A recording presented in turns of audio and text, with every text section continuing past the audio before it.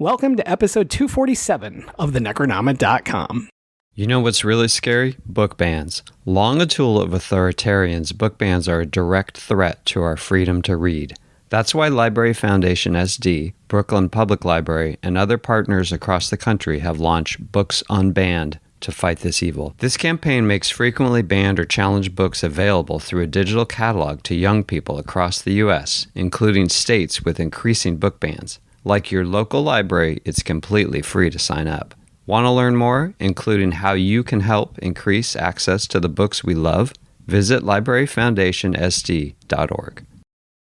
Fright Rags has been bringing you the best in horror, apparel, and accessories since 2003, offering a wide range of products for your favorite creature features, slasher flicks, and cult classics. Officially licensed collections include titles like John Carpenter's The Thing, The Evil Dead, Creepshow, Jaws, the Halloween franchise, and so many more. Head on over to fright-rags.com. Make sure to sign up for their SMS and email newsletter to never miss a drop.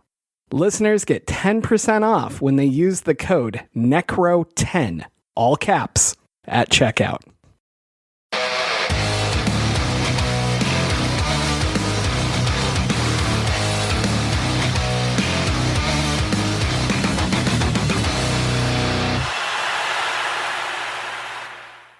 I am James Sabata, horror author, screenwriter, co-host of the podcast you're listening to right now. And one time, Don got involved in a satanic ritual, and he's been stuck with me ever since.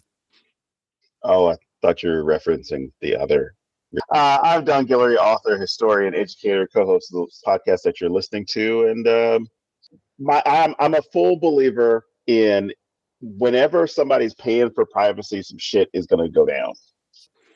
All right. Joining us today, S.A. Bradley, back on the show. Thanks for being here, man. Thanks so much for having me here. I'm glad to get on right before, the show goes around the drain. It's swirling down. That's when I'm at my best. When shows are swirling on their way down the drain, I'm there.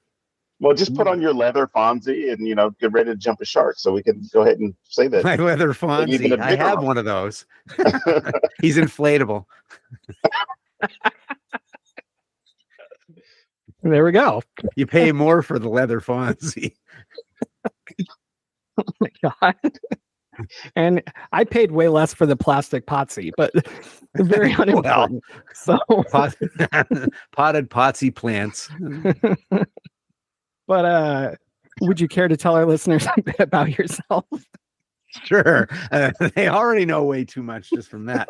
But I'm S.A. Bradley, and I'm here to remind you that you used to love horror and you secretly still do. I have a podcast called Hellbent for Horror. It's a podcast about everything related to horror. I talk about horror as art and social commentary. I talk about the movies that shape my life and how culture shapes our movies and how our movies shape our culture. I also have a book called Scream for Pleasure, How Horror Makes You Happy and Healthy. And I'm on a second book called Defenders of the Faith, How Horror is Going to Save the World, one fan at a time. And I also have a book of short stories that someday will be completed called This Will Hurt You More Than It Hurts Me. Nice. So yeah, I've already learned something new. First about leather Fonzie, and now this. Yeah, right. We hope leather Fonzie will go into the background soon enough. Oh, man. How many episodes are you up to on your show now? I'm at 132. Nice. Yeah. So we're slowly but surely staggering along. Being a one-man band has had its difficulties, but weirdly enough, people are still listening. So that's a sign of something. Nothing much happening in small towns, probably. I think I'm big in methadone clinics right now.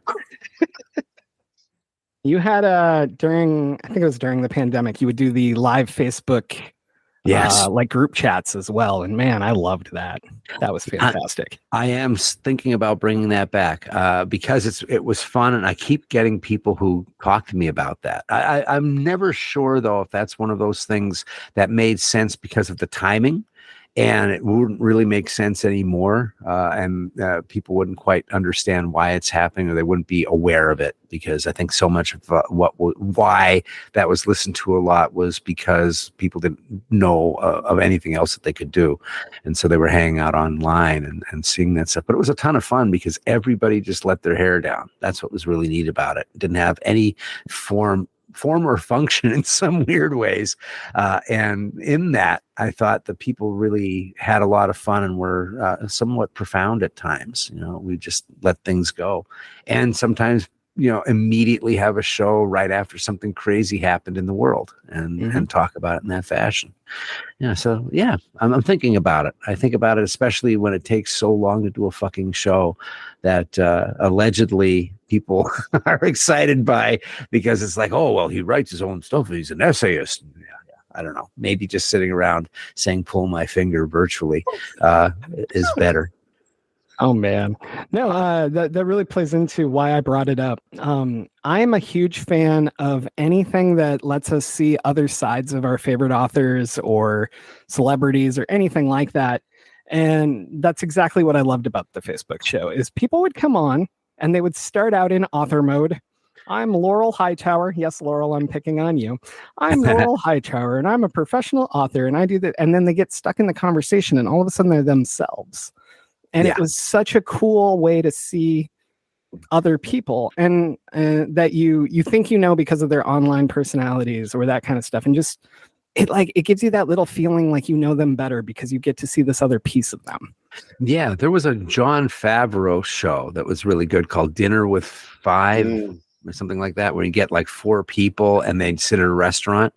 And there was some connective thread between the people, but not always. And the idea that when you're sitting around breaking bread, when you're eating with somebody, it's kind of an intimate bit, and it's breaks down all sorts of barriers that there might be, and personas kind of dissolve. I always thought that was fascinating. And I think because of where we were at that time, that moment of uncertainty, no one had anything that they came on to try and pump. They were just there for themselves. And there was just an anxiety. And I think there was that thing where people in vulnerability can sometimes become very real. And so it was a lot of fun. Yeah. While we were all panicking. Well, I'm always panicking, so you can bring it back. It doesn't have to be a pandemic. Maybe like late October, very early November. That'd be a good time for me. But no reason. No, I legitimately wanted to say thank you for that, because it was one of the things that helped me get through the pandemic, even when I was only able to log in for like a couple minutes and watch quickly or things like that. It was just a cool thing. Well, thank you. That's really, really kind. I think I might just have to see if I foist that upon people. It should be really interesting now with the different groups that I've gotten involved with. A lot more authors have kind of jumped on my Facebook page. It could be fun. It could be a nightmare. Yeah. I mean, only one way to find out. And if it's a nightmare, we still get to see another side of our favorite authors. So. That's right. One more printing company down the tube. I mean, that seems to just happen on its own. Yeah. It seems like every few days there's some sort of pirate ship just catching fire and sinking. Right. But, Exactly. Yes. It's like how there's a disease out here called sudden oak death. It's like just suddenly going across all these trees and killing them. That's happening in the publishing company. It's crazy. But so A Dark Song. What is it about this movie that made you pick it, and what do you love about it? There's a couple different reasons that I loved it. First, it was so idiosyncratic from the kind of movie that you would normally see about this kind of subject. I actually wrote about this at one point, where what I loved about it, whether or not the movie is a factual look at how you would do certain heavy-duty rituals, it feels like it truly owns what it's doing with those rituals. And that has... When you're talking about that, you're also talking about truly owning people. Like the characters are truly invested by the actors. There's 2 people pretty much in that entire movie, 1 location, super low budget movie that's shot in like 20 days. And so everything in it is like really focused and sincere. And so normally in a movie like this, everybody goes to a haunted house and there's one person who is the medium, and everybody sits down, and within like 10 minutes with the candles on and the lights out, oh my goodness, ghosts are everywhere talking to people. Charlie, is it you? Oh yes, that's Charlie. He loves Gouda. Let's just talk more about Gouda cheese. He'll show up. It's like, it's so easy, right? But the idea that you go to these things because you have an unshakable grief. You have something that is obsessing you completely. There is sorrow, there is anger, there is revenge, there's rage, whatever it is. You're coming with these hot, hot emotions that you can't let go. It's an obsession. So why should it be easy to talk to these people, the other side? And so I love that this movie embodies the things that you would bring, why you would come and want to speak to the dead, and makes it a real hard, arduous thing. Now, it's based on an actual ritual, which is 18 months long. If you look at some of the writings about this, it takes 18 months to do this thing. You have to be near death's door by the time death wants to talk to you. Someone dead is going to have any interest in it. So I really love this movie for taking that seriously and talking about magic as it's not somebody wearing a turban somewhere. It's a blue-collar guy who has all these problems, and he's getting together with someone who is terribly injured, and they're going to see about conjuring up the voice or the spirit of the woman's lost son. And on that simple premise, it takes a point of view that allows you to kind of transfer some of the grief that you may have in your life into the story itself, and think about how far you might go to resolve the pain and the issues. I like that it doesn't look at magic or the occult as something that is evil, even in some of the really cool movies like The Wicker Man or Midsummer. In the end, the occult ideas, the spiritual world is somehow dangerous and wants to kill you and all this. And there is a danger in this one, but in the end, it's trying to get you to accept what's happened in your life. That these things are demons that are trying to push you through to the other side, if it doesn't engulf you. And so it is kind of like a healing tool. It's not the bad guy in this. Whatever has happened, the terrible emotion that the characters are stuck in, that's the bad guy in this. And I thought that was really kind of cool. And visually, it's really cool because they really go, you don't have to know anything about ritual, but you feel like you're really watching a ritual. It's like the difference between H.G. Wells and Jules Verne. Jules Verne is hard science, right? You can literally learn how to build a submarine reading his book, 20,000 Leagues Under the Sea. But H.G. Wells is like, oh, there's a time machine. And it just works. Yeah. And so in spirit, you get this feeling of you actually feel like you're going through this, that you've learned something. It's fascinating around every corner, whether you understand what they're talking about with Gnosticism and the Kabbalah. You don't have to know anything about it because they tell you just enough. And so to me, that was fascinating. The ritual is usually the smallest part of any ghost story. Mm-hmm. And this is all about the ritual. And that's why are you in ritual? Why do you come to that? It's all about the pain that you bring. And so the story is very human because of that. Beautiful. I think we're done. Yep, that's the end of the episode, everybody. Thanks for coming. No. Not at all. I hope not. No, that was, wow.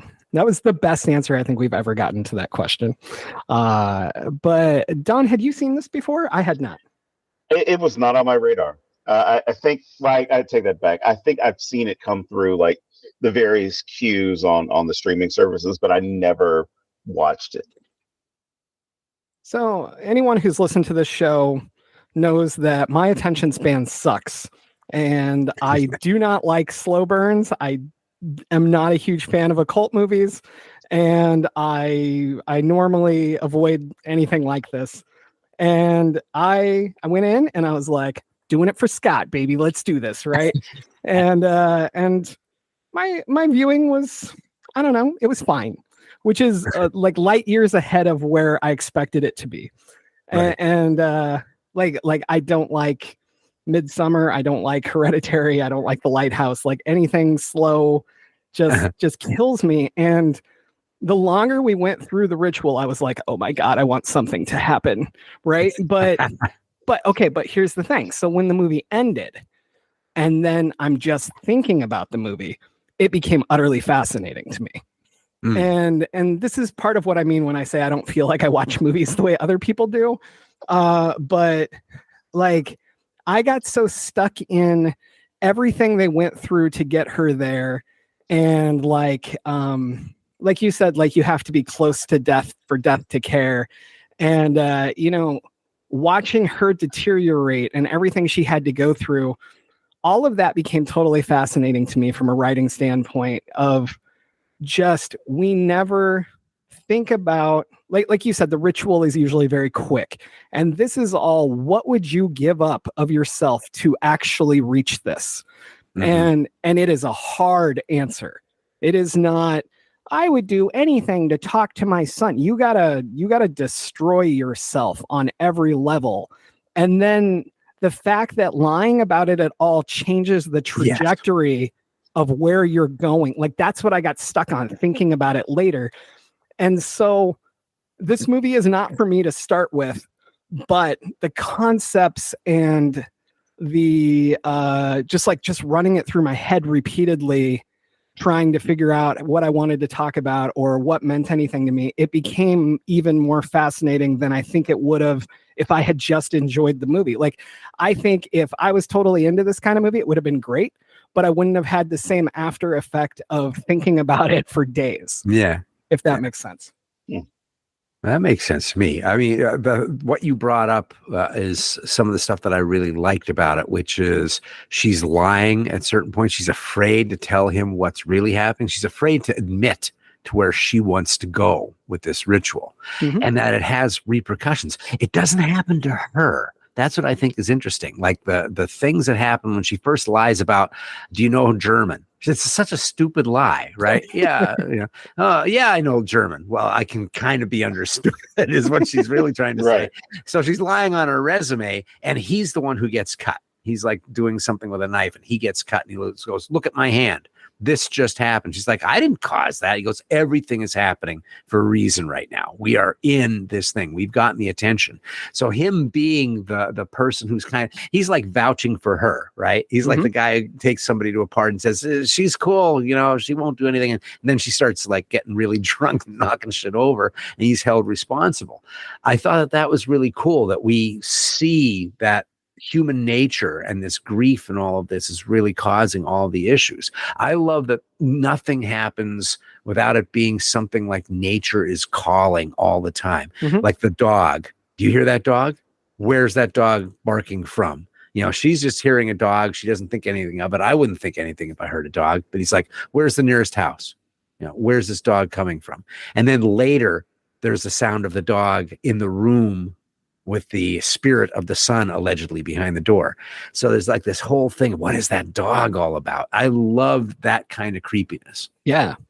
What about you, Don? Did you like, is this your kind of movie number one? And then like, what did you think? And did it stick with you? All right. So the first thing that stood out to me was 11,000 quid, 11,000 pounds for a year to rent a house in the country. Right. Sign me up. Right. So I wanted to go in like just not liking this movie, and mainly because of looking at reviews and then getting and probably just the mood I was in. And as I watched, I'm like, holy shit, this is something that not that I can even follow what you brought up, but this is a movie that really is about processing your grief, processing the situation, the idea that you're not going to ever be able to move beyond where you are if you don't address the issue. You don't, seek therapy, seek some type of closure or anything like that. Because when she first stood out of the barrier, the protective seal, I was thinking like, you're just going to end up right in the same place. You're just going to end the whole idea. You're not processing what's taking place here. Whether you want to seek revenge and that's part of your process or not, but in all honesty, if you have not resolved the issue with yourself, it's going to continue on and on. So even the ending, I'm looking at this though. I still had questions as to whether or not the sister was involved, and what else? Right. What else? I'm sitting here. I'm like, can we please kill the sister because she was annoying as hell. I didn't like her at all for some reason. I was waiting for like some snap to her like dying or getting a phone call saying her sister had died. But no, I liked it because it showed the work. If that makes sense. Yes. It's not that lazy, hey, we found this magic box and we'll make some wishes on it and not think about the consequences of it.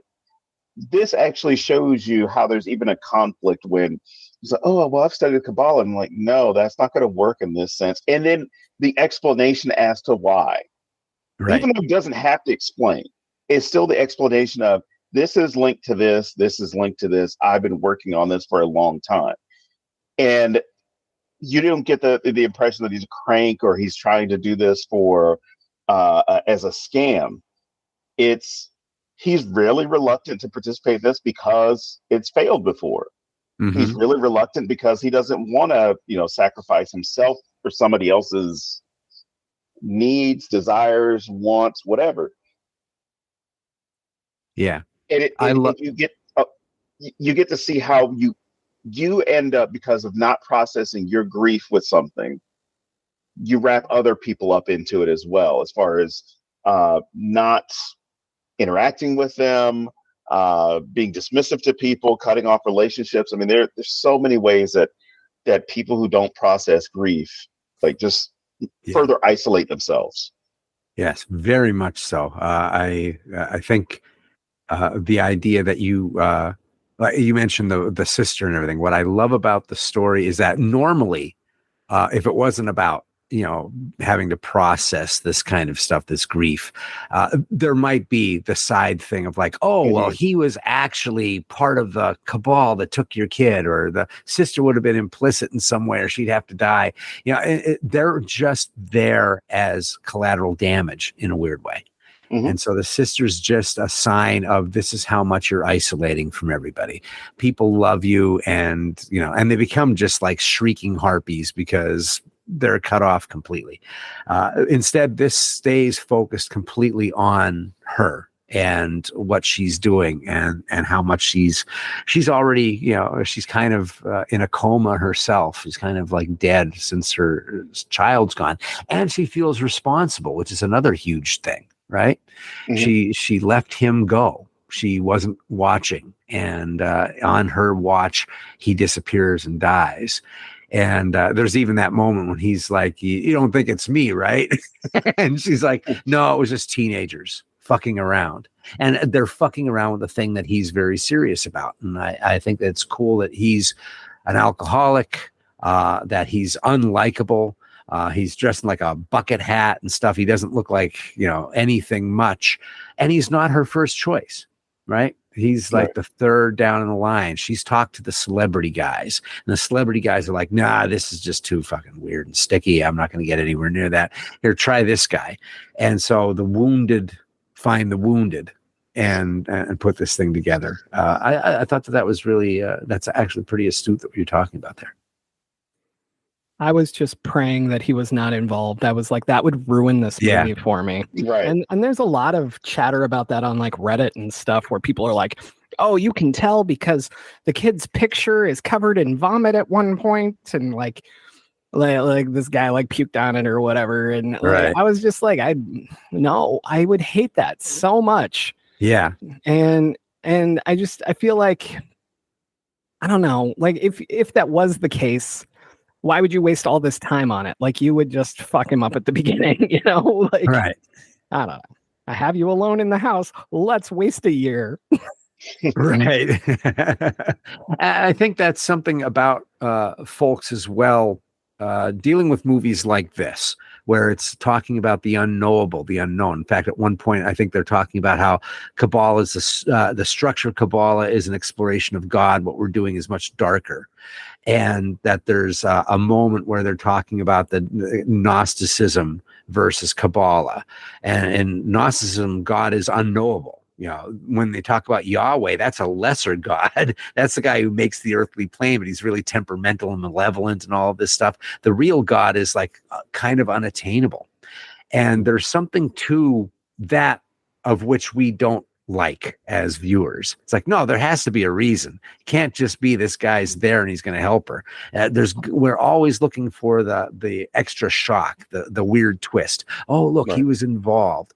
And this is much more human and much more real when it's just, no, there's no surprise here. You're not going to learn about God in this, right? You're not going to get a secret special idea from this movie. It's just going to be this thing of, a couple people kind of learned certain things that they did, and that somehow works. I love that it's like kind of incremental. Like she's talking about the width of the brushes that they needed to use to paint. I've got these 3 brushes, and they're all 3 inches in width. Like that matters. Yes, somehow, some weird way it does, and I love that it's somewhat just out of your grasp what this movie is trying to teach you in some ways. And so I think people do vacillate to that. Like, well, maybe he's involved. Why is this just happening?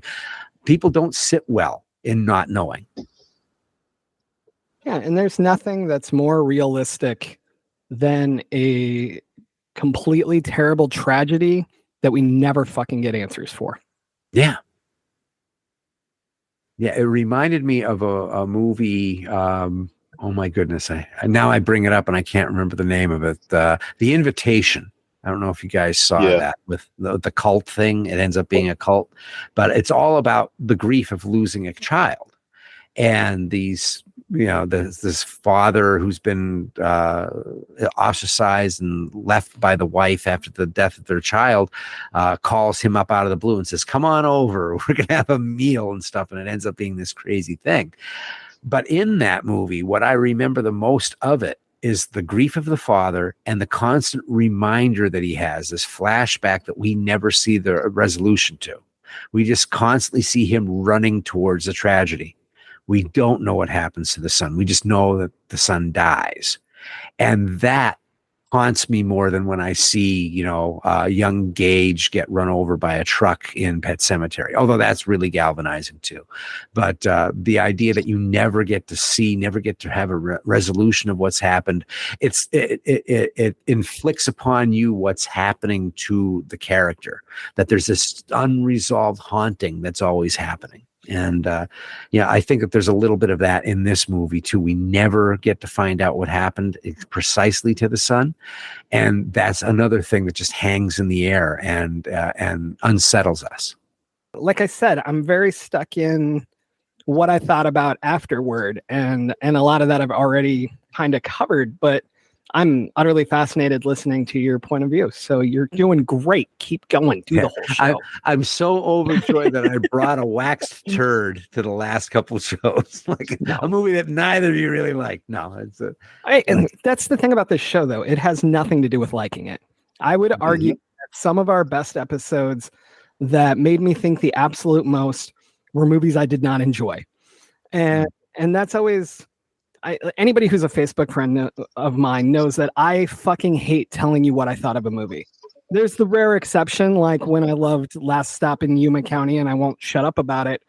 But for the most part, if I post I'm watching something for the show and people are like, "What did you think?" I'm like, it doesn't matter what I thought. It's not going to change whether you should watch it or not. And it doesn't change. It doesn't change much for me if I liked it or not, because the reason we do this show is social commentary, and it's also about just opening thought into things I wouldn't normally watch or Don wouldn't normally watch, like Anna and the Apocalypse. And I just had to throw that in there. But no, it's my point is that literally I could hate the movie and the discussions mean everything to me. And I hope that that's what we've brought to this show as well for others. But so Don, what do you got over there? Oh, all right. Well, I'm sorry. It's with the gender dynamic that's going on. And from conversations we've had on this show, conversations we've had with friends, I can say I try to look for some of these uncomfortable moments where the horror is different based off of your perspective, based off of your gaze. Mhm. And the whole idea that he has this moment of trying to convince her that there's a sex, whatever, Right. sex ritual as part of this, and not even the part when making her do this, Mhm. or at least the perception that he's going to make her do it. He asks her to put on makeup, and he says, "I'm just a man." And as soon Right. as he said that, I'm like, this motherfucker, Right. because you see the vulnerability in somebody. You see all the steps that they're taking in order to get this one taste of something. At least, from what they've told you, the voice of their child, right? Mhm. And you're going to take advantage of them in this way, but then make it seem okay by saying, oh, I was over here I was doing the Louis C.K. Right. I was sitting here jerking off while you were naked, Right. as if that was any better, Right. And I'm sure Right. there are people who watched it and still think that way. And if you think that way, then I hope you get locked up for whatever. Anyway, but just the fact that if you look at it from the gender dynamic from that perspective, how is she ever going to feel safe? Like, she may have felt unsafe from Right. the beginning, but now it's, I don't feel safe at all, and there's Yeah. no coming back from that. And the fact that she's still willing to stay there, even though creepy McFuckface is there, and decides to still go through it because she wants some resolution. Yeah. Well, I think that's a really interesting point, because it begs the question of, why did the director put that there? Because we're not liking this guy. Hmm. We're continuing to not like him. And then that happens, and we're doubling down on not liking him, because there's nothing in there that he's not just that. Like, I kind of look at it as a commentary about, like, these people who prey on people, that there's a dynamic that happens when the student teacher kind of thing happens with people, that there becomes this moment where it's abusive. Right. And so I felt that was part of the thing, that you're not safe here. This whole thing, this guy is not as trustworthy as we might have thought. There's not this thing of Obi-Wan. This is not Obi-Wan Kenobi. This guy is not just going to be this wise seer. There's something terribly unhinged and dangerous going on entirely through this. But it is something that didn't have to be there. And it's not titillating, really. I don't know, maybe some people will find it titillating, but because of the setup, it's all this grief and despair, and this guy's, a fucking, and going through DTs. There's nothing like, it would be like maybe creepier if they fell in love during this whole thing. Like, our traumas get together, and we're just gonna fuck the pain away. It's not a fuck Right. the pain away moment. It's something that's really disturbing and sad and repugnant, and it's there for you to watch. It's there in the midst of a character study between two people in a house surrounded by demons.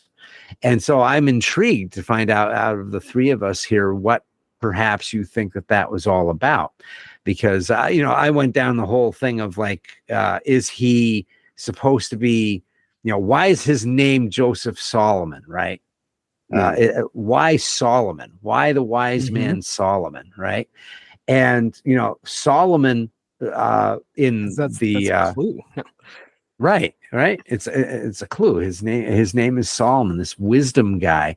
But the thing that hit me about speaking to demons is, I believe that when Solomon was creating the Temple of Solomon, he used demons. He, like, conjured up forces to come up with this place that was somewhat hidden, that no one could know the dimensions of, and all of this stuff.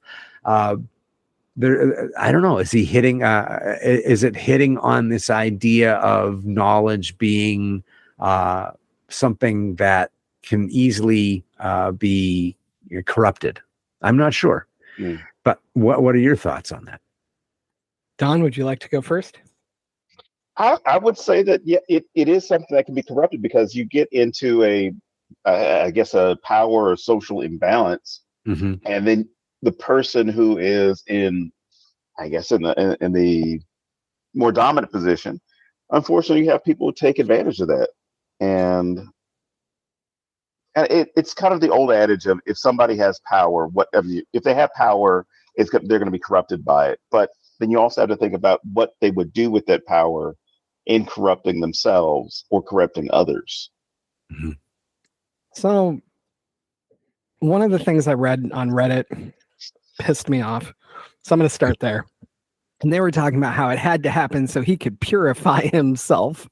Right. And I was like, I don't think that word means what you think it means. And I was like, you know what? Like if he had like say there was a shower and she was in it and then he was like peeking in the door, jerking off, like it wouldn't even feel as horrific to me. Like it's still gross and it's still, you shouldn't do it, everybody, but like, Right. but it wouldn't feel as abusive and whatnot. And so where I landed with it was more of just what I listen to women tell me every fucking day, that no matter how shitty life is, there's a man who's going to try to fuck you. Right. Like it's going to get worse because the one guy that you don't want anywhere near you could abuse you, rape you, whatever, at any time. And by the one man, I mean the supposed any man, Yeah. And that's where I went with it. I thought she is going through every level of torture, that this is how you do a rape scene without raping her. Right. You rape her vulnerability. Yeah. And it's still fucking terrible. And we do not need a rape scene here. Oh, no. No one wants to see that. Well, yeah. Anyway, we'll leave it at that. But so in that way, I was thankful that we didn't get the other scene and that we didn't get more violence with it or anything like that. Instead, it was just this really gross fucking moment that we're all like, what the fuck was that? But from her point of view as the character, she's literally going through hell. She's doing everything that is hurting her in any way to get to the things she wants. And so that's what I took from it, was that it's the way to get the rape scene without having a rape scene. Yeah. And she pisses in his tea afterwards, which is kind of an interesting little thing. But I part of me, when I was watching it again, I was going, this whole thing, like he's working off of a paradigm and an ancient religion that is coinciding with other religions that are all fucking sexist. That he has to be like, she has to do all the cooking. She's the one sweeping. He's just saying things, right? So there's like this whole thing. If you're going to try to work with the good old religion, you're going to have to live in the good old religion world. And so to me, it's not, we're supposed to like that at all, but it is kind of hitting on this thing of like, yeah, women mean nothing in this old religion. That makes so much sense. Yeah. And so there's this whole thing. He's literally, he gets to say the whole thing, I'm just like a man or whatever. But the thing is, from the very beginning, he's you can look at it as he's just looking at her as someone who's probably going to break his heart by lying and this thing's not going to work. Or he's already in that mode of like, you're just a piece of this puzzle. You're just a tool on this. You're going to be in servitude through this entire thing. I mean, why? I love how in the very beginning, she offers him tea and he goes, you're not going to have any? He goes, you've already started purifying, haven't you? And the things you have to do to purify, it's like have no sex, any kind, right? No masturbation. I have not masturbated. Gets hard after the first month, doesn't it? There are all these things. I can only eat between sunrise and sunset. And then I'm going to have 3 days of no food whatsoever. it's all this weird arcane women should wear coverings on their head if they're going to pray to God, as opposed to men doing it. It hit me at that point from watching it again that it's like we're kind of pointing fingers at these things in the first place. If this religious stuff is true, if this afterlife is true, then they're kind of fucking sexist. The afterlife is kind of sexist. Yeah. Now my brain's going 900 miles an hour. Like, that makes so incredibly much sense. I'm fascinated. Yeah, I mean, it's interesting to me that, you know, that all the way through this, there's a look at religion as not a very great thing, even though they're using this to, like, he asks, are you Protestant or are you Catholic? When she says Catholic, it's like he's checking a box. Okay, so she's got these hangups. This is the thing that we're going to have to roll through. If she's Protestant, there would be a whole different thing to the list. But he makes this scowl. And, you know, he's a Londoner, right? She's Irish, from what I can tell. They're in Wales.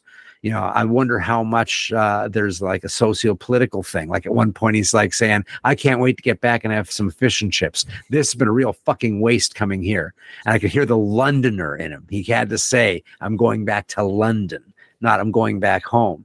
Yeah. So, you know, I think there's a lot of little social things that are poking up, political things that are poking up, religious things, sexist things that are coming up in this. And I think what you said is very apt, that she's literally going through hell, right? Towards the end, she truly is. And there's nothing. What I really liked about this movie too is that there's no heart pulling, no heartstrings being pulled in this thing. The creatures that are talking to her from behind the doors are horrible. You know, the things that are happening are horrible. When you see them pulling his body away down in the basement, there's a certain horrific element. When they're stealing the toys just to torture her, it's horrific. When they're pretending that they're the voice of the son, and he's like, you know, I'm just some cunt using the voice. She's like, I know. Favorite line. And that's why it's my favorite line, because she says, I know. Yeah. Like, that was the moment that made me go, ow. like, you're so desperate to talk to him that even though you know it's not him, like, you want that moment still. And she's not confused. She doesn't think she's actually talking to him. She's not being tricked. Like the monster's like, you know I'm fucking lying. And she's like, yeah, I know. It was, oh, man. Yeah. About that line is my favorite line in the whole movie. The deep drop of grief is what you feel in that. And I think it's also interesting because, to me, when they essentially drown her and revive her, that's when the afterlife actually finds her interesting. Finds them interesting. He's disposable. They cut him up, essentially. They let him die of sepsis. But she's of interest because now she's taken the one thing that is precious, and the separation between the afterlife and her is her life. And she's risked it all and gone away for a moment and come back. That after that, they're fascinated with her. They don't devour her and kill her. They slowly, like, cut off a finger, torture her, all this stuff. But I always looked at that as like a fascination. To digress one more time, I love the character of Doctor Who, right? Because I see the newer versions of Doctor Who, the 2000 Doctor Who, is they really talked about how he needs the companions, or he is the worst part of the fucking universe. We look at him as friendly and all this stuff, but the reality is, at any moment when something goes awry, he's ready to, like, take species of people and freeze them in time forever. And he's talked out of it every so often by the companion who gives humanity. He's not evil. He's just the indifference of the vastness of the universe personified. He is like this. Yeah. And that's what I see these demons as. They're not really being cruel. They're fascinated, but they are the cruelty of death. I was just going to say, like, that's what separates him from the Time Lords. Like, they don't have that. It's even like Star Trek: The Next Generation, Q following Picard around, and how he changes over time because of his interactions with humans. Yeah. Like, yeah. No, that's beautiful. Yeah, I see them as fascinated that the toying that we're seeing, the cruelty that they're seeing, and in a way, this is what made me love this movie so much, is that finally in the end we have this whole thing of all these circles and triangles that are everywhere, and there's one circle that's unnameable, right? And that's where her guardian angel, it's all about getting a guardian angel, your guardian angel, to show up and grant you what you need. And in the end, it's not what she thought she needed. She needed to accept exactly where she is, right?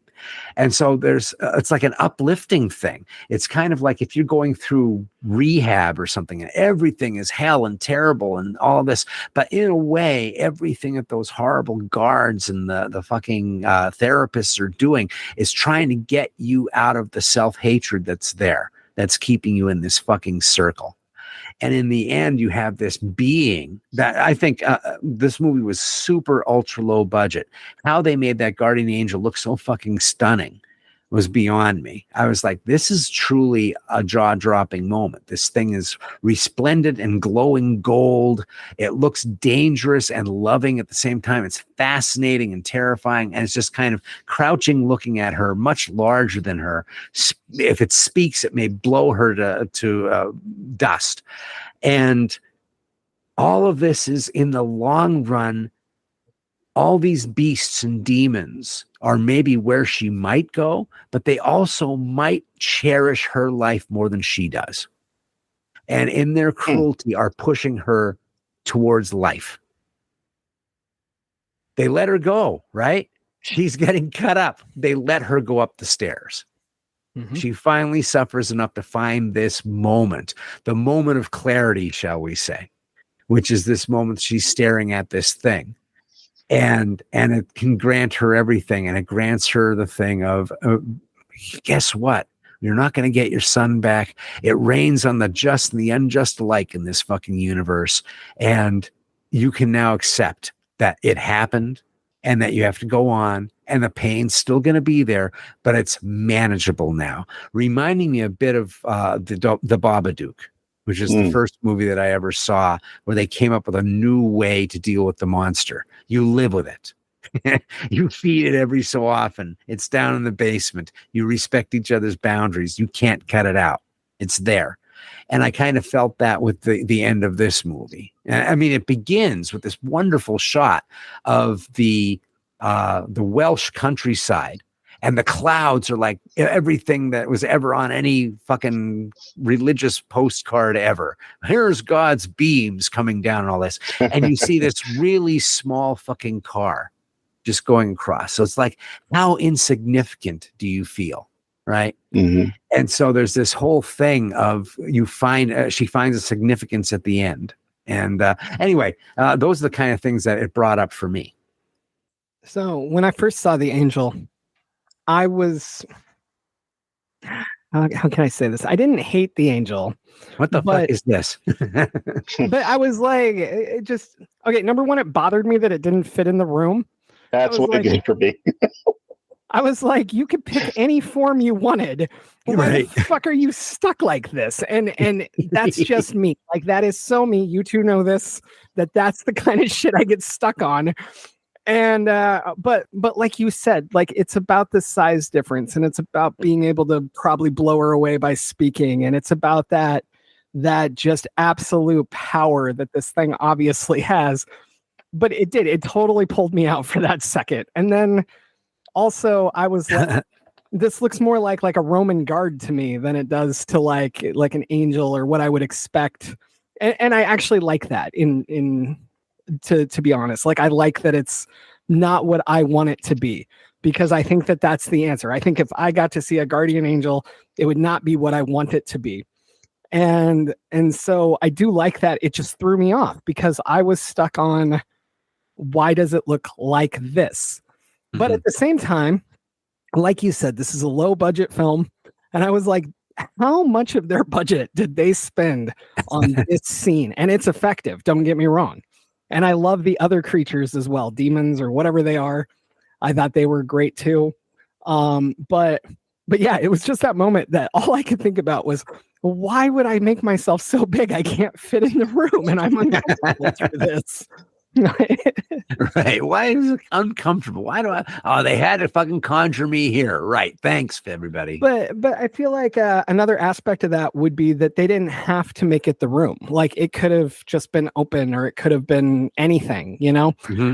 So I think that's why I got stuck on it. But yeah, overall, I thought it was very effective. And I love, like I said, that it's not what I expect it to be. It's not the winged angel that I see in every stained glass window, and it's not the 700 wings with 5,000 eyes. Right. It's nothing that I expect. It's its own thing, and I think that in itself hits so much of what this movie is about that none of this is what you expect it to be. Yeah. Yeah, it's a pretty unique film. It's the only film, I think. He hasn't made another one after this. Liam Gavin. Wow. Yeah, this is his only film. I think he made a couple shorts before that, but this was his debut. I thought it was a pretty fucking powerful debut. Things that I really liked about it visually. I already mentioned like the dog barking and where everything that they're doing. I love that he's like out in the woods cutting trees branches and throwing them into rooms. If you look at the Abermelin operation that it's based on, there are all of these things that the house itself has to be perfect, where the different rooms are facing in different directions, and certain things have to be put in them. Certain drawings have to be made.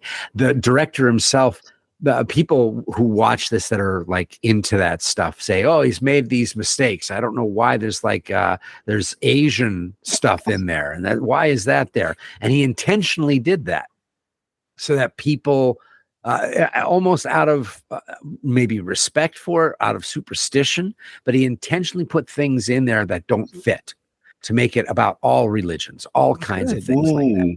Okay. And so I thought that was really kind of interesting that he did. I also love how he worked with liminal space, where there were things that were happening in the background that were kind of like what was done in The Haunting of Hill House, the Netflix thing, where there were ghosts always in the background. Right. And so he kind of does that in this. My favorite shot is where she's in the dark and something is sitting in the armchair, and all you see is the coal of a cigarette. And is it supposed to be the guy who died? Is it just, what is that? And you see this little red thing, and it's underexposed, so all that's showing is that red coal. And it goes in closer, and you still can't tell if someone's actually sitting there. And she walks towards it, and then she looks, and the chair is empty, but there's actually a cigarette or a cigar, I can't remember which, sitting there, lit.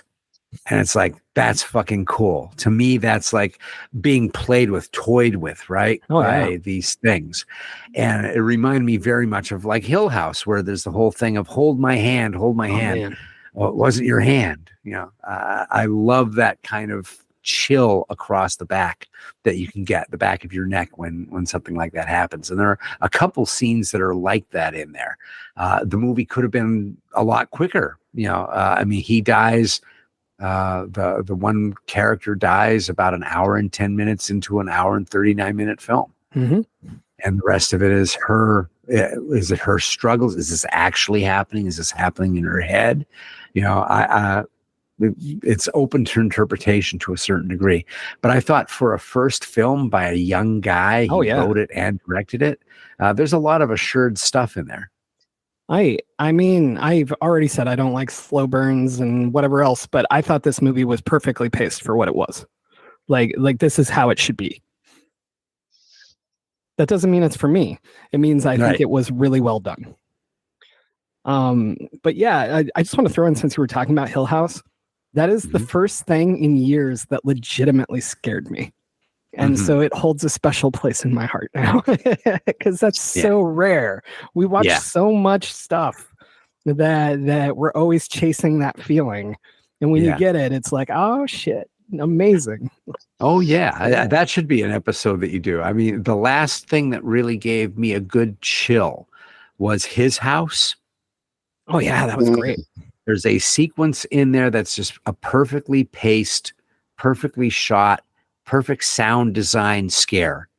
And it's when they're in the house and there's like that hole in the wall, and they're looking through to the doorway, and the camera starts rolling in, and you just hear those unvarnished thump, thump, thump, thump, thump of someone running down the hall. And the person crosses the threshold right at the time the camera's just in the right place. And every time I watch that sound mixed with the blur gets the hairs raising up on me. It's out of a nightmare of mine. It's like being snuck up upon. Really, it's just one of those great moments. Don, throw this on the list for panels we should do in the future.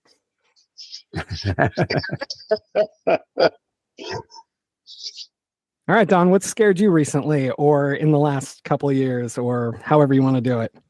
What's the last thing that scared you watching? Oh my God, the last thing that actually terrified. Not the news. No debates. Nothing. Right. I don't know. I guess the last thing that would have terrified me. Good God, James. I mean, like, I don't know. All right. That's Are fair. you alluding to something? No. I was legitimately wondering, like, because before Hill House, the last thing I remember scaring me was the first Insidious movie. And that's because Juan was so fucking good at not hitting the countdowns that we all do from watching too much horror. We all sit there watching that dude pace outside the baby's window. Yep. We're all going 3, 2, 1. No. Now, motherfucker. And it's like, God damn it. Or the alarms hitting even. And that little fucking kid just standing by the wall. Fuck that kid.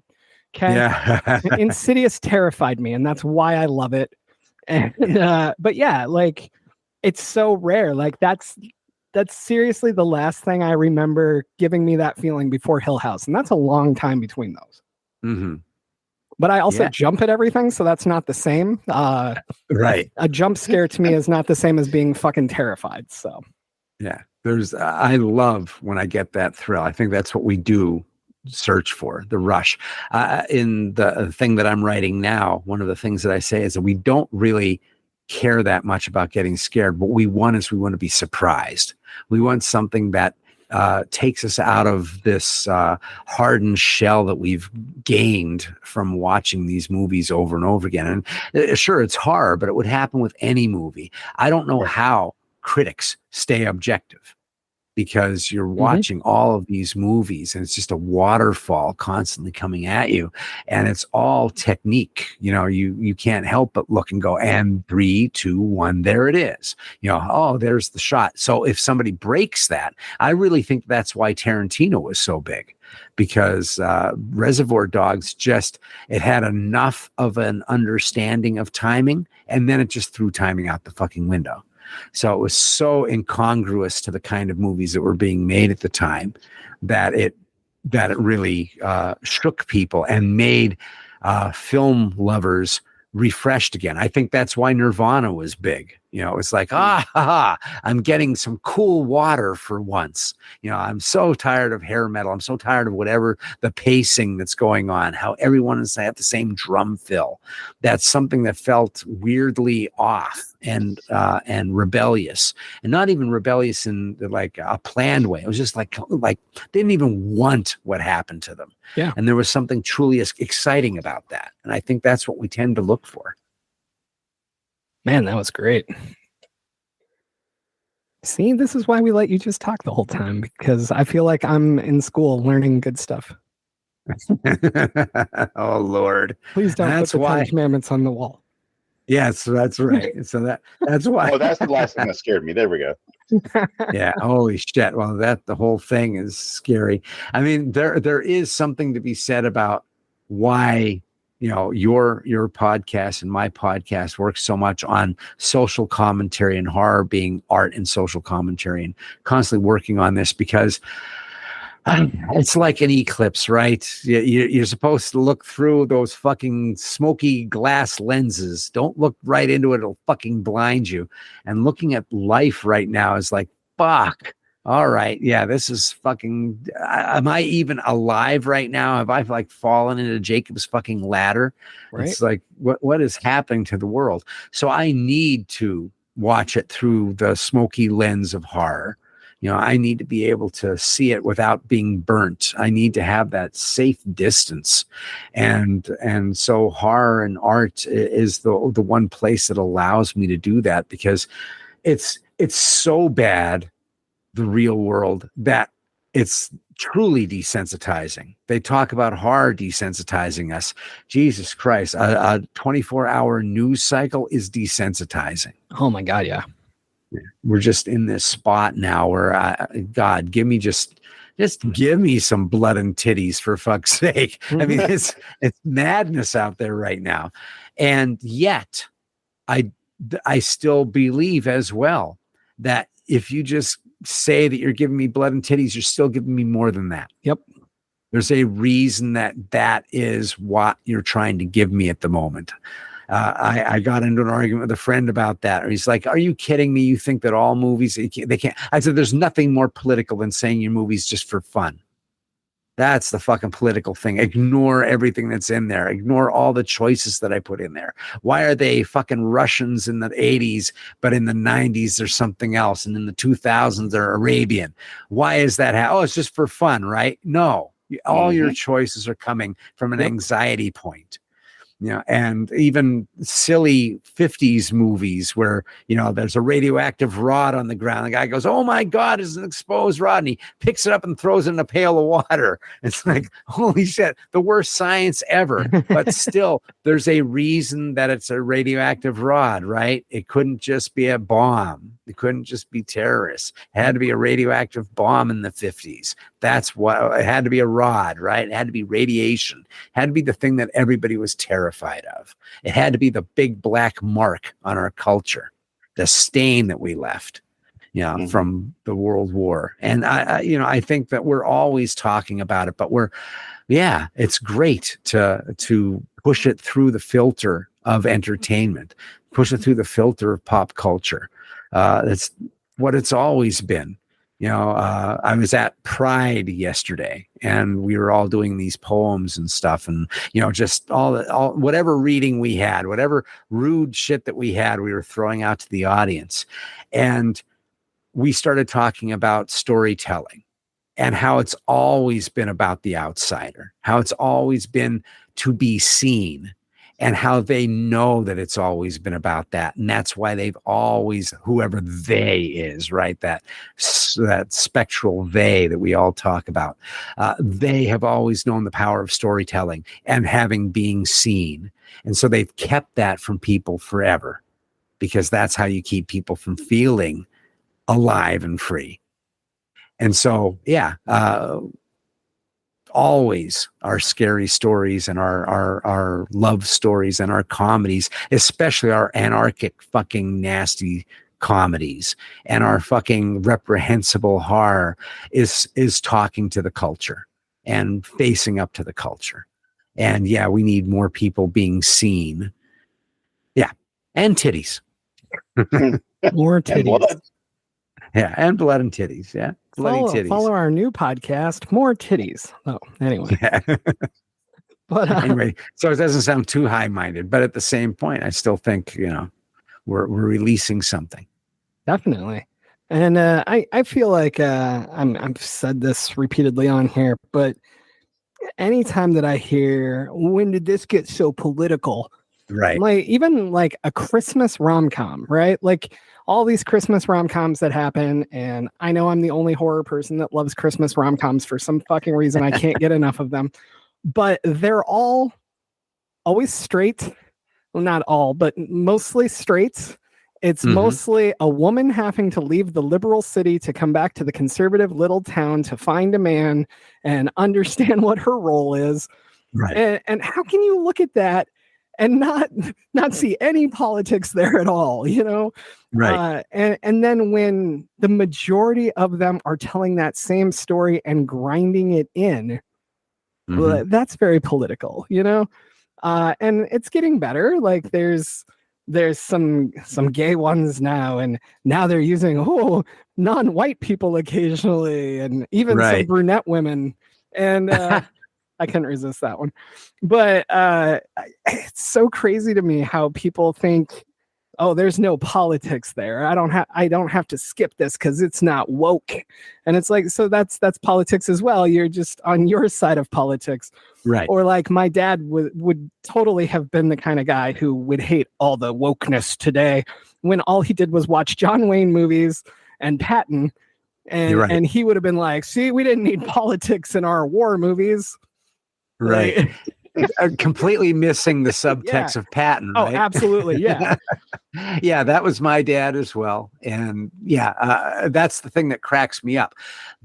If everything was always the same kind of story told in the same subtext with everything else, how is that not saying that there's a political motive behind the stories? If you can only tell one story and it has to be happily ever after, and there has to be a white hat and there has to be a black hat, how is that not making for a paradigm that everybody has to follow? Yeah, it blows my mind. Of course, that's political. Of course it is. We made American films. It blows my mind. I love that. I just recently read this. It was Bruce Dern talking about working with John Wayne. And he worked with him in The Cowboys. And that's the first movie that John Wayne dies in. He gets shot in the back by Bruce Dern. And Bruce Dern said that John Wayne came over to him and he said Wayne was really nice to him. But of course, Dern being a counterculture guy, Wayne goes, you're really ballsy for taking this role. He goes, the entire America is going to hate you because you're going to kill John Wayne. And he goes, yeah, but I'm going to be such a hit in Berkeley.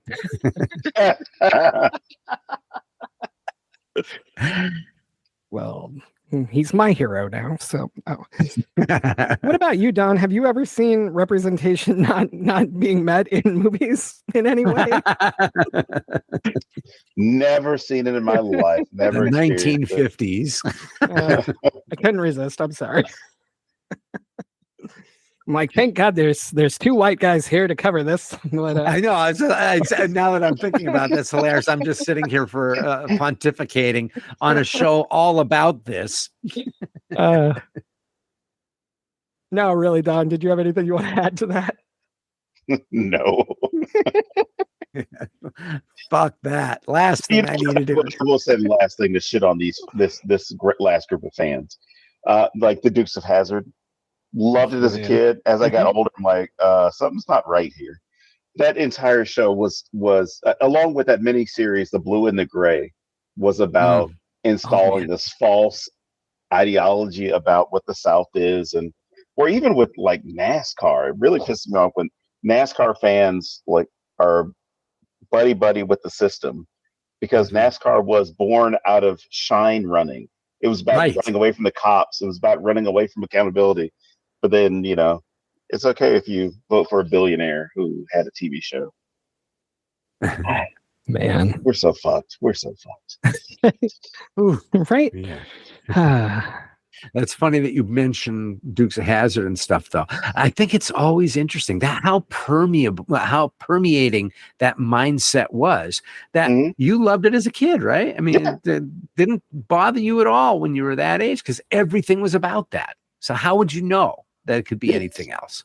And so for me, it was, oh my God, they're going to jump the car again. They're going to jump the car. Yeah. I got the toy as a present, like a Matchbox car. My dad grabbed his metal file, scraped off the top of it where the flag was. He's like, you're not going to bring that shit in my house. And I was like, at the time I was like, God, Dad's being an asshole. Why would you do something? And then as I got older, I'm like, oh, yeah. Okay, the that makes sense. Car. It's just a car. All it is just a car. Flies over everything. That's fine. Yeah. I have a friend who's going through the Burt Reynolds phase right now. He's for some reason watching 70s crime movies. So he was watching White Lightning and Gator. And those are two movies that really do as much as they possibly can to show the South as they see it. Yeah, Mhm. it's a really an interesting movie. Those two movies, that is, because Gator McCluskey's a Shine Runner, if I remember correctly, and it's all about the bad sheriff killing his brother and stuff. But what that movie and Gator are is this look at the South as it sees itself. And it's really interesting because I have a friend who's from Missouri. So he has this love-hate relationship with the South. And he said there's still a strange attraction to the weird pride that the South has of itself and how it's struggled to survive after, starvation and all that stuff. And yet there's this weird, creepy pride that's in there that is kind of like, oh, they just shine off an entire side of the South. And yet that was insanely popular for a while when Burt Reynolds was the biggest guy in the world, biggest superstar in the world. The South was in.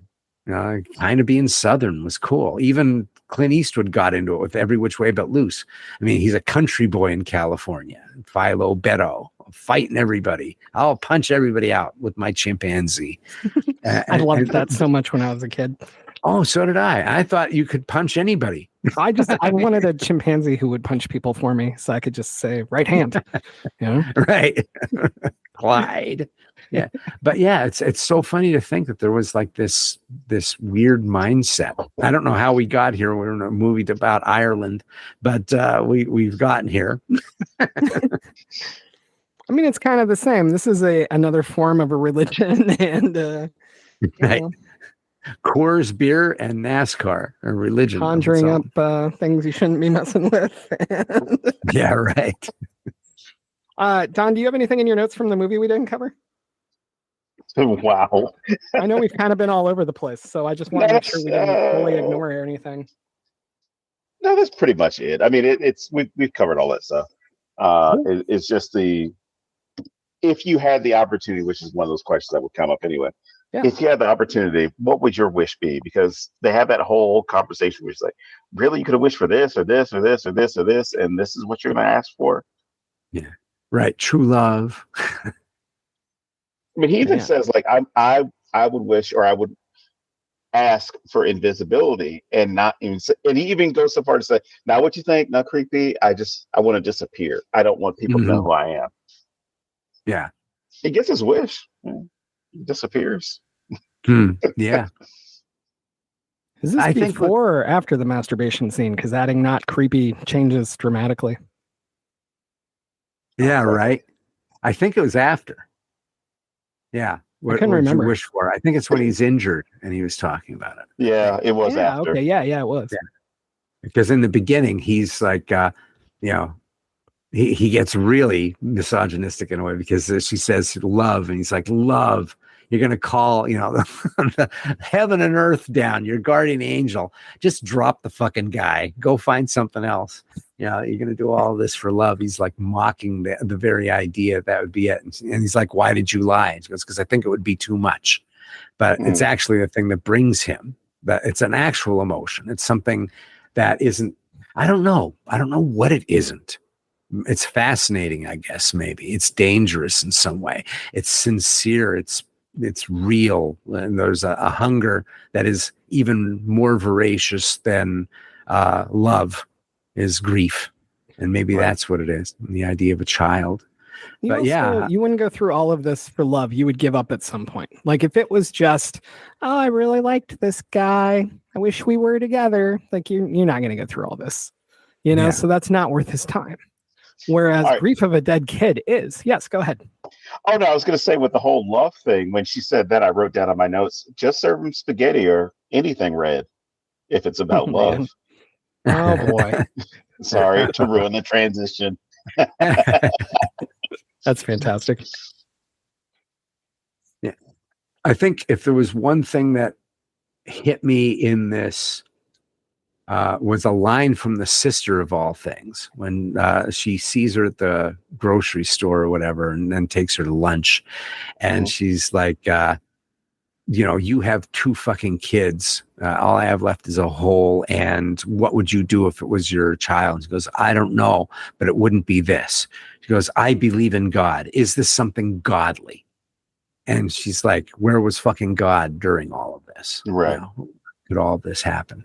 So it's interesting where this movie goes, because in a way it kind of says that religion's not going to comfort you in any way, shape, or form. And yet this structure is what gets her to a point where she actually is able to come to a form of acceptance. So it's an interesting movie that I think the writer and director was really going through some really interesting stuff in his own head when he decided to write this. It's a very strange idea to go for, and yet once you're in that world, it's quite provocative. But like you said, it's not for everybody. I was stunned with some of the people that I showed it to, because I was rather passionate about it, and they were like, I don't know what that is. That's fine. Yeah. And I'd be like, wow, I'm kind of surprised. You seem like the kind of person who would be into this. But it's also a thing that's been done a million fucking times.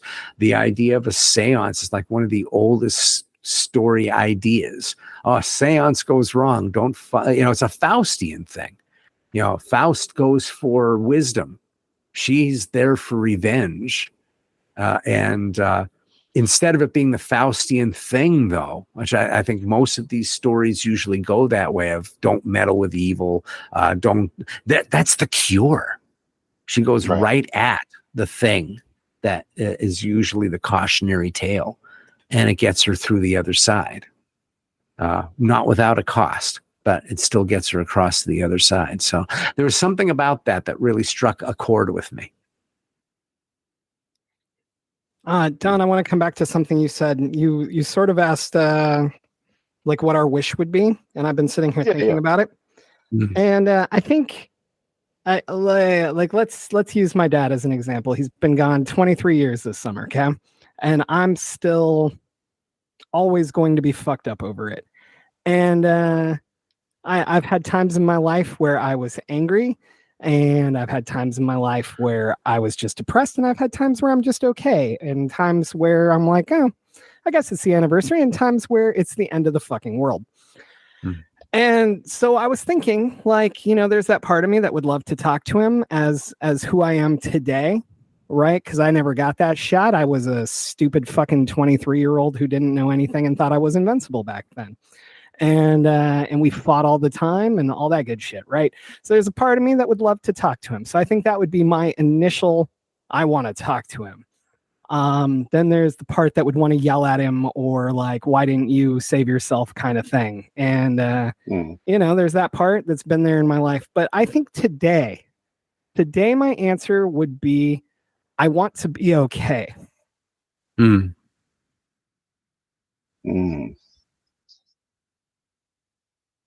I feel that one. I know one of the things of rewatching this film, I'm in the process of saying goodbye to my father, and him dealing with what he's been dealing with. We had a complicated relationship at best, and yet there was always this weird love that's just there, in that attraction that someone who created you gives you. But it did hit me in this movie that there's a certain part of this that is, because it's so much about grieving, that there are moments to a little bit of the grieving cycle in here. And it was one of those things where I was watching it and going, how hard is it to say goodbye? And even in my situation, he's had a long life. I'm old. That's how long his life has been.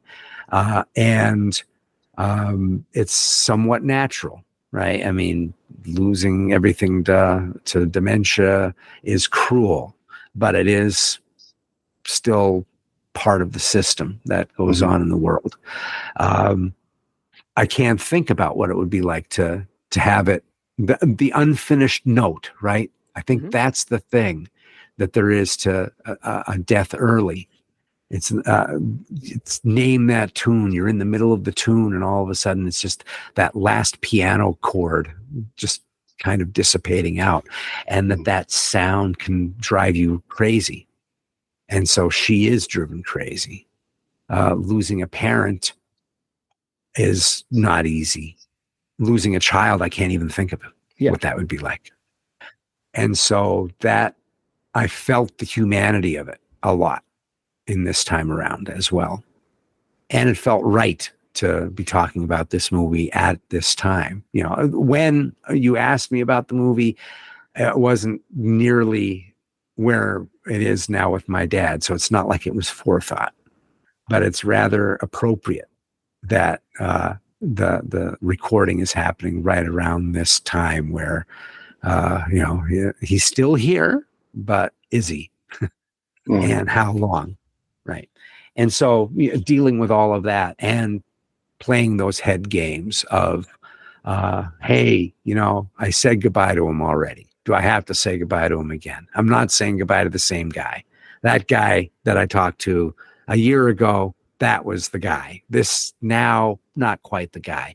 You know, going through all of those thoughts and yet knowing that it's still crippling. When I did get to see him, it was a pretty tight-jawed moment when we were saying goodbye. It was like I could have cracked an entire box of walnuts with my jaw as I'm driving off, because he's like waving at the fence like a fucking puppy. There's all sorts of things that can stir up from a movie like this. And what would I wish? I don't know. A part of me understands the thing of invisibility. Part of me understands the idea of just wanting to feel okay, not knowing what the fuck that even means. Yeah. Mm-hmm. Oh yeah, I don't know what that means at all. Yeah, and yeah, it's no longer the things of a young man, where it would be like getting answers or something like that, or wisdom or wealth or anything. I don't even a good night's sleep. Oh man, I don't know what that is either. Yeah, I mean, it's weird, the idea of just wanting to have some form of resolve, rest, you know, whatever that rest might be, you know, a good night's sleep, or just the soul that feels at rest. Right. And I'm not necessarily sure I believe of soul as much as maybe some others do. And yet it's heartening to have a shortcut to something that would be like that, for whatever that vast emptiness can be when, you know, shit hits the fan. Mm-hmm. And so there's something enlightening or uplifting about the end of that movie not being a happy ending, and yet not being where she's 6 feet under. Yeah. Where there has to be the jump scare at the end. She's finally taken down. Yeah, she's not getting dragged through the basement by the creatures. Right. Yeah. Right. And she's just driving on, and fuck all if it's even going to be fun when she parks the car. Then what? Now you got to go up the stairs into the empty house. Then what? You know, it doesn't give you a satisfaction of a happily ever after. It feels very real. It feels very much like what it's like to go through pain. What about you, Don? Did you have anything that you wanted to add on the wishes from your point of view? I don't, because seeing what she had to go through to meet her guardian angel, I think I would just rent the house and just work. I don't know if I would want to go through all that. Get a good therapist, right? Yeah. Use that 11,000 pounds to get a good therapist for a while. I don't know. It's still a good deal on the house. You should still take the house, but oh my God, that's just crazy. That's just a sign of a bad economy right there. Of course, it doesn't have any heat, so there is that. It's a fixer-upper. A fixer-upper like 30 fucking rooms. Oh man. All right. Do either of you have anything to add before we move to movie Rex? I got nothing else. Nope. I'm good. I was just thinking about movie Rex. It's like, fuck, movie Rex. See, all right, I always forget to tell people. Jeez. Yes, All that's right. the Tyrannosaurus Rex's cousin. All right, So- Scott. If people liked this, what should they watch? Oh my goodness.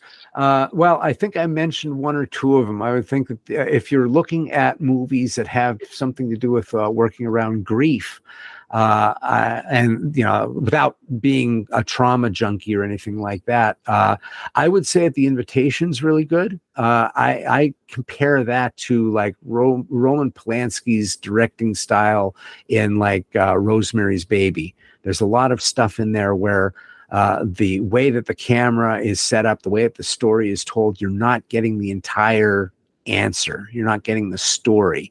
And so when the story does go unhinged, it can throw you for a loop.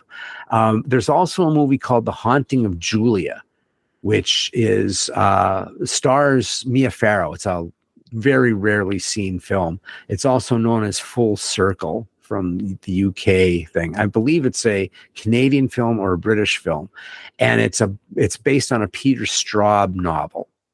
And the novel's name was Julia, and it's about a woman who feels that her daughter, who died choking to death, is trying to speak to her. It is also would go with the next recommendation that I have, especially since Donald Sutherland has just died. Don't Look Now. Those two movies are like bookends. They're both really disturbing and subtle in many ways. So it might not be great for the slow burn folk or the people who don't like slow burns. But The Haunting of Julia has one of the most disturbing death sequences that I've ever seen. That opens the film and sets you on this path of the feeling of you'll give everything to get over the pain of grief. And that's also what is in Don't Look Now, which people who listen to my show knows that's the first kiss with horror that I had. It's a surreal film. It's non-linear in the way that it tells its story. But it's once again about grief and the premonition of it's about premonitions, but the premonition that really it's about is that if you can't get over unresolved grief, you may as well be dead. You're already somewhat dead. And those would be my recommendations around this film. Beautiful. You actually mentioned my double feature earlier, The Babadook. I feel like these would go really well together, and they explore grief in interesting ways. And like you already said, like The Babadook ends in a way that you do not expect normally. And I feel like this does too, because as you sort of said, this hits that life just keeps going, and we have to keep going, and there's no just happy ending, or like we just keep getting up. And so I think they'd go really well together. I'm going to throw out a book recommendation as well. It does not fully line up, but Laurel Hightower's Crossroads. Man, that book fucked me up, and it hit every one of my fears of my kids dying and how it would destroy me and how obsessed I would get. And it was my favorite thing that I read the year that it came out, 2020. And yeah, I had to throw that out as well, because I think if you dig this, you would dig Crossroads. And because I love Laurel and I have to push her books, because I'll never push my own. All right, Don, what are your 383 movies? He's on mute. He's left us. He ran away. Senor Mute. I just figured I'd give you time for that joke, and and my 11,000 pounds that I'm looking at the house now. I'll leave you all. Goodbye. Speaking of 2020, I gained 11,000 pounds. So oh, Jesus Christ. Black Coat's Daughter, The Void, As Above, So Below, The Vigil, The Ritual, The Grudge, Skeleton Key, House of the Devil. Surprised James didn't say Pig. So I got Pig on there as well. I really thought about it, but yeah. Us, Get Out, Hereditary, Creep. Oh yeah. We could just say the entire Conjuring universe, and then the entire Insidious universe. and probably one of the best horror movies I've seen in a long while, Where Evil Lurks. Yeah. That's right.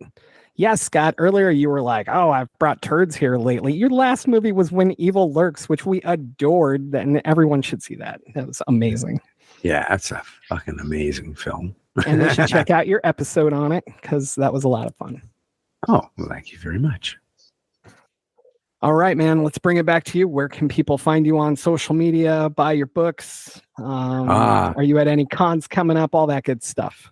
All right. Well, I'm going to take this moment instead to sing a song. Perfect. When you walk through a storm, hold your head up high and don't be afraid of the dark. At the end of a storm, there's a golden sky and the sweet silver song of a lark. Walk on through the wind, walk on through the rain, for your dreams be tossed and blown. Walk on, and you'll never walk alone. That's how I say goodbye to this show. God damn you. Jeez. Everyone's trying to crack me at the end here. Gosh. Don't you guys know I cry over everything already? Oh, my Lord. Well, you are a tear jerk, boy. If that made you cry, outside of a singing coach would probably cry quicker. But other than that, yeah. So you can find me at hellbentforhorror.com. That's a perfect hub for all things that I do. You can take a look at my book. You can also go to my podcast and take a look at all the episodes that are in there. There's also a list of things that I might be doing. As of right now, as officially as S.A. Bradley, I'll be at Imaginarium in just a few, well, I shouldn't say what time. I don't know when this thing's going out. This actually comes out the week of Imaginarium, so it'll be that Monday. So he'll be there Friday. I will be there Friday, and we'll be having fun talking to all sorts of horror fans and just talking up all the crazy stuff that happens on our panels. Awesome. Well, cool. I suppose that wraps it up for another week then. So as always, I'm James Sabata. And I just want to disappear. So I will see you next week here at the Necronoma.com. Don't eat spaghetti. If you don't know the person that well, don't eat spaghetti. Even if you do. Now, at that point, you're already in. It's you're not going anywhere. It's already been done.